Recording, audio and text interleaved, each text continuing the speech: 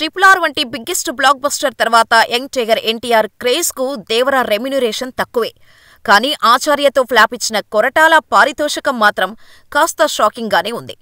దేవర cinema release కు మరో 10 రోజులు సమయం కూడా లేదు. సెప్టెంబర్ 27న గ్రాండ్ గా దేవర పార్ట్ 1 థియేటర్లోకి రాబోతోంది.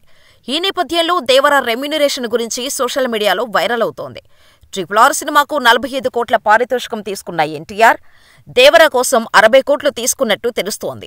కానీ వార్ 2 కోసం టైగర్ పారితోషికం 100 కోట్లు ఉంటుందని అంటున్నారు. దానితో పోలిస్తే దేవర రెమ్యునరేషన్ తక్కువనే చెప్పాలి. అయితే కొరటాల మాత్రం భారీగా అందుకున్నట్టుగా చెబుతున్నారు. ఇండస్ట్రీ వర్గాల సమాచారం ప్రకారం దేవర కోసం కొరటాల ఏకంగా 30 కోట్లు తీసుకుంటున్నాడట. అంటే ఎన్టీఆర్కు పారితోషికంలో సగమన్నమాట. వాస్తవానికైతే కొరటాల శివ గత చిత్రం ఆచార్య బాక్సాఫీస్ దగ్గర బోల్తా కొట్టేసింది.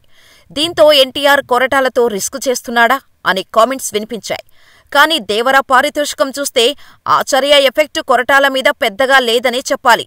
పైగా ఎన్టీఆర్కు జనతా గ్యారేజ్ వంటి బ్లాక్ బస్టర్ ఇచ్చాడు కాబట్టి కొరటాలకు పెద్ద మొత్తంలో రెమ్యునరేషన్ ఇచ్చేందుకు నిర్మాతలు ఓకే చెప్పినట్టు తెలుస్తోంది. కొరటాల కూడా దేవరను సవాల్గా తీసుకుని హై యాక్టర్ ఎంటర్టైనర్గా తెరకెక్కించాడని చిత్ర యూనిట్ చెబుతోంది. ఖచ్చితంగా కొరటాల ఈ సినిమాతో సాలిడ్ కంబ్యాక్ ఇస్తాడనే నమ్మకంతో ఉన్నారు అభిమానులు. ఇక ఈ చిత్రంలో విలన్ గా నటిస్తున్న సైఫ్ అలీ ఖాన్ 10 కోట్లు, హీరోయిన్ జాన్వీ కపూర్ 5 కోట్ల వరకు తీసుకున్నట్టుగా సమాచారం.